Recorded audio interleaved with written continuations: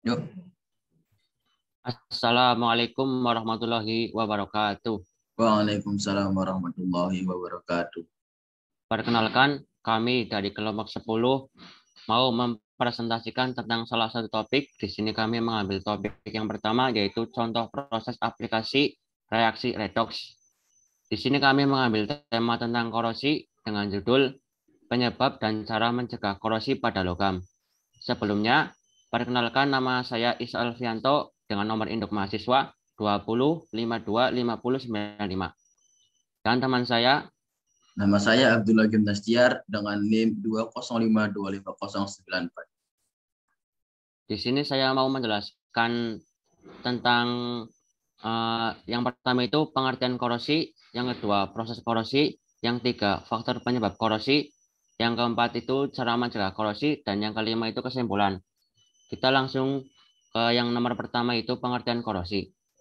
Jadi korosi adalah proses kimia yang membentuk logam membusuk. Pembusukan logam berbeda dengan pembusukan makanan maupun tubuh hewan, namun lebih mirip dengan pelapukan kayu. Dilansir dari Ensiklopedia Britannica, korosi terjadi ketika permukaan logam bersentuhan dengan gas atau cairan kimiawi. Korosi menyebabkan logam menjadi berlubang, rapuh, dan berubah warna menjadi coklat. Reaksi redoks yang tidak diinginkan pada besi dapat menyebabkan karet berwarna merah kecoklatan. Lanjut, Kim.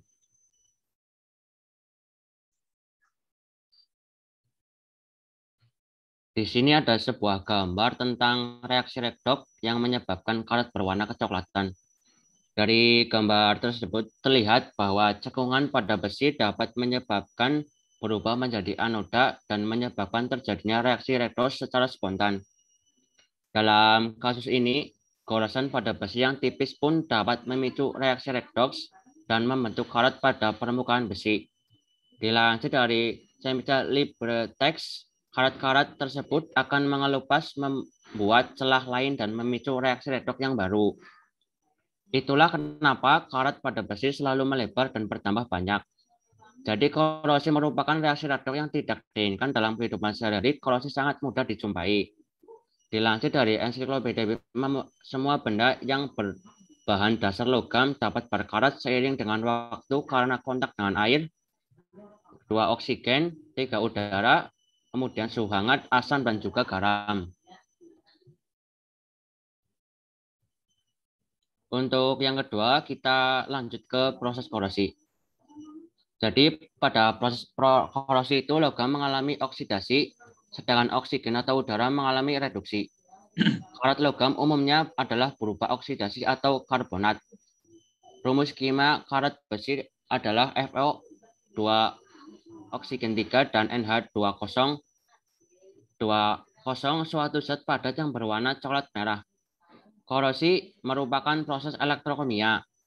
Pada korosi besi, bagian tertentu dari besi itu berlaku sebagai anode, di mana besi mengalami oksidasi atau Fe S jadi Fe2 plus Aq plus 2E.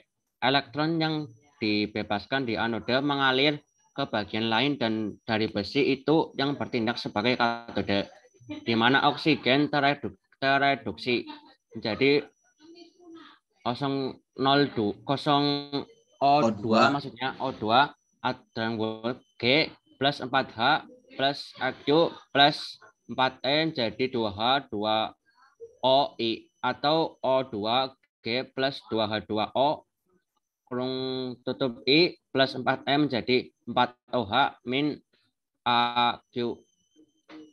Ion besi atau II yang berbentuk pada anode selanjutnya teroksidasi membentuk ion besi yang kemudian membentuk senyawa oksidasi terhidrasi yaitu karet besi. Mengenai bagian mana dari besi itu yang bertindak sebagai anode dan bagian mana yang bertindak sebagai katode bergantung pada berbagai faktor. Misalnya itu zat pengotor atau perbedaan rapatan logam itu. Di sini ada sebuah gambar, ini dari penjelasan tadi itu proses korosi. Di sini itu lebih simpel dan lebih mudah dipahami. Yang pertama itu logam besi yang kontak dengan udara dioksidasi menjadi ion Fe2-. Yang kemudian nomor 2 itu Yang kedua, ion Fe2- larut dalam air dan bergerak ke katode melalui tetesan air. Kemudian berubah ke elektron bergerak ke katode melalui logam. Kemudian proses keempatnya itu elektron mereduksi oksigen dari udara dan menghasilkan air. Dan yang proses terakhir dari proses korosi itu sebagian oksigen yang larut dalam air mengoksidasi Fe2+ menjadi Fe3+ yang membentuk karat pada besi. Ini mudah dipahami dari proses korosi tersebut. Lanjut, Kim.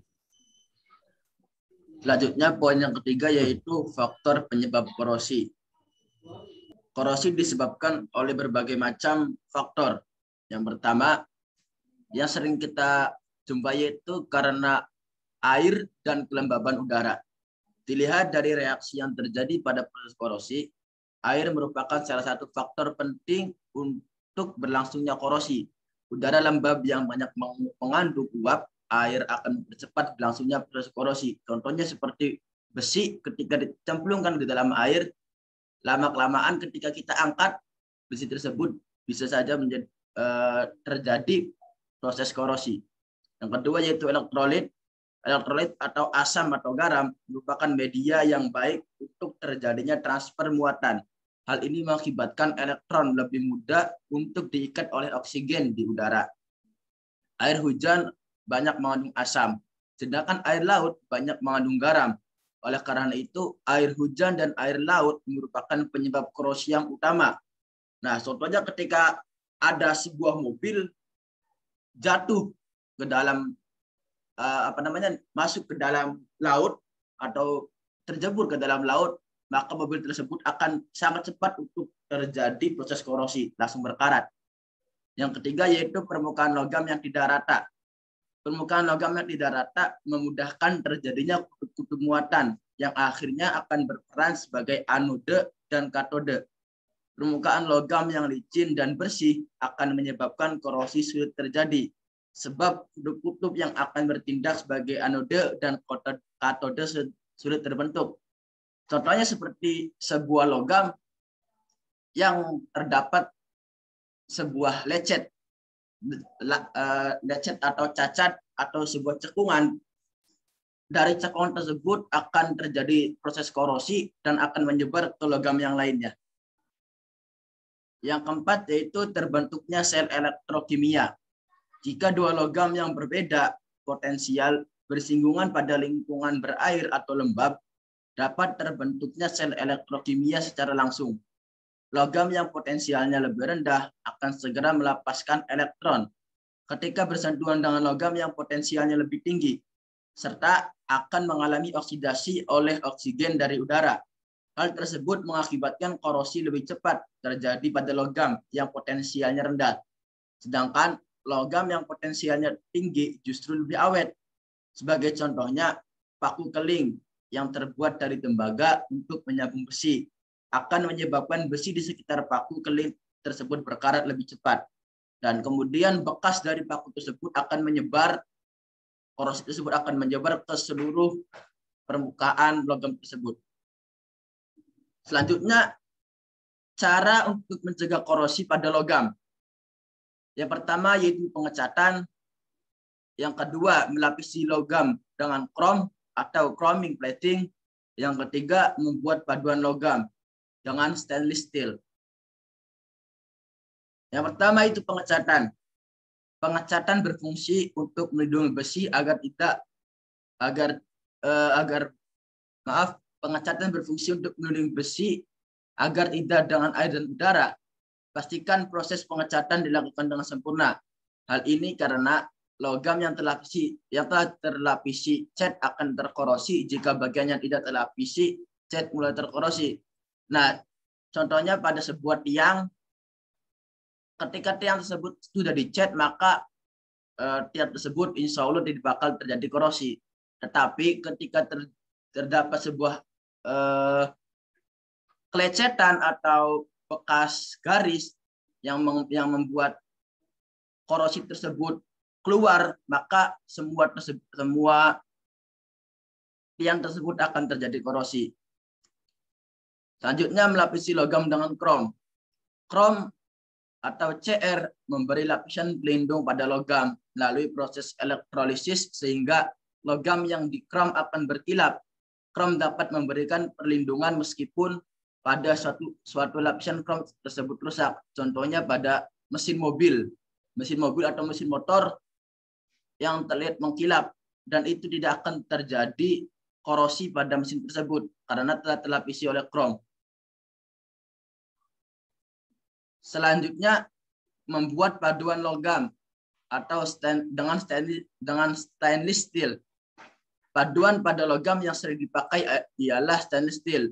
Stainless steel ialah campuran dari 74% besi Fe, 18% nikel Ni, dan 8% krom Cr.